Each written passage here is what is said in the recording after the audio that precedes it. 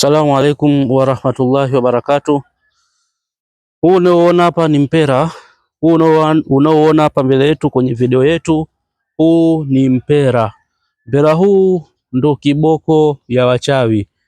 Nadhani wengi wao wamezoea madawa mengi sana yanayofafanua na kuelezea kuhusu kukomesha au kumkomesha mchawi wa aina yoyote, lakini kiboko kabisa ile ya mchawi ni huu mpera unaoona hapa. Huu mpera unabeba mambo mengi sana kwenye upande wa kitiba. Kwa wewe ambaye tumbo linakusumbua, unaweza ukachukua majani yake.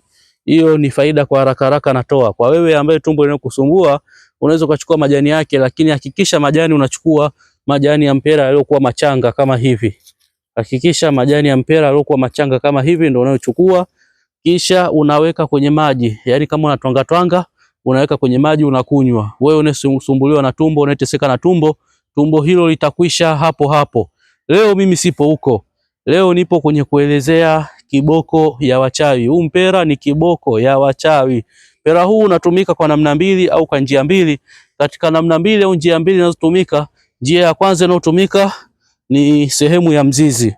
Sehemu hii hapa mnayoiona, sehemu ya mzizi ndo sehemu ya kwanza kabisa inayotumika.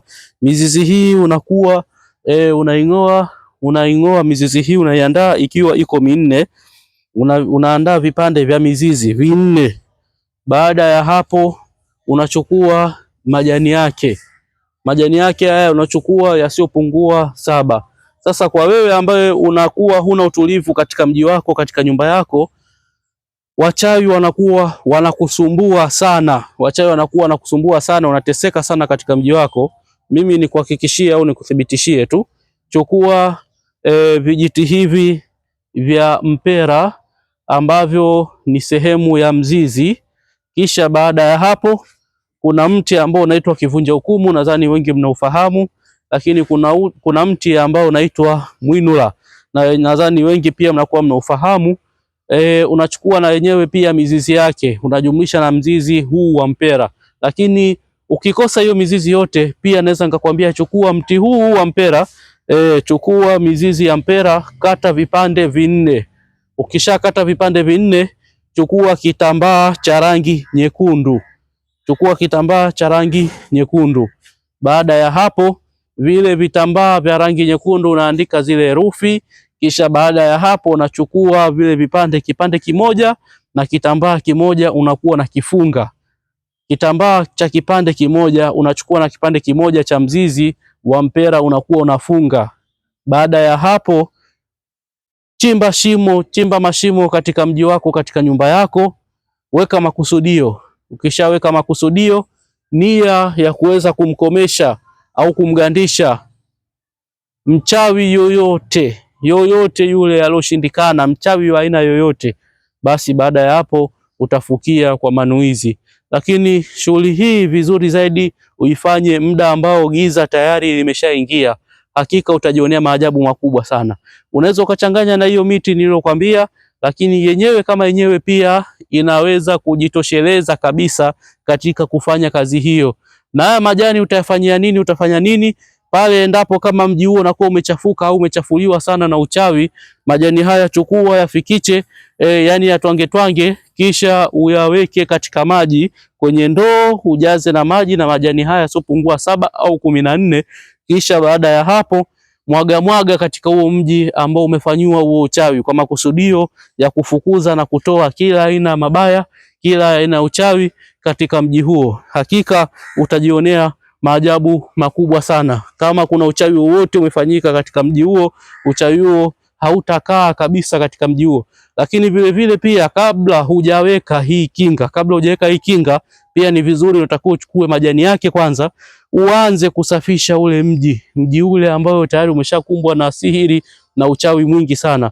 Unachukua majani yake yale unaweka kwenye maji kama nilivyoelekeza, kisha baada ya hapo unakuwa unamwaga katika ile nyumba, unamwaga katika katika ule mji. Hakika utajionea maajabu makubwa sana. Hakuna chochote kitakachokaa katika mji huo, wala hakuna uchawi wowote utakao kusogelea.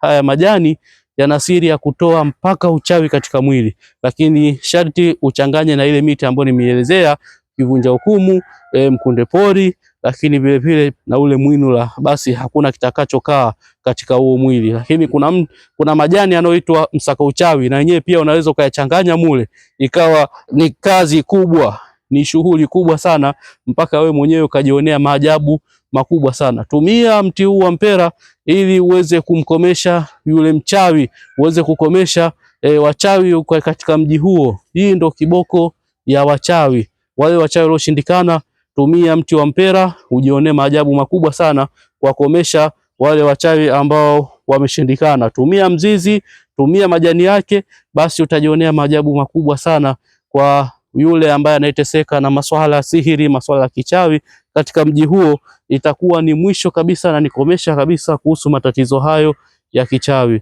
Wewe ambaye hujawahi kusubscribe katika channel yetu hii pendwa kabisa, nikukumbushe tu usiache kubonyeza neno subscribers, lakini usiache kukomenti, lakini usiache pia kufuatilia video nyingine. Utapata faida nyingi kubwa zenye kuendelea na zenye manufaa makubwa sana na zenye kuweza kukusaidia. Lakini vile vile pia video nyingine zitakazoendelea itakuwa ni rahisi pia kuweza kuzipata. Lakini vile vile pia usiache kushare, kumtumia mwenzio ili naye pia afaidi. Huenda na mwenzako pia na matatizo mbalimbali, akipata video hizi ikawa ni njia rahisi sana ya kuweza kufaidi darasa hizi zinazotolewa. Ndugu zangu wapendwa, mnaofuatilia channel yetu pendwa kabisa hii ya Dr. Fatehe Online TV, kwa nambari ya simu ni 0622124812 plus 255 622124812 au plus 255 716214812. Assalamu alaikum wa rahmatullahi wa barakatuh.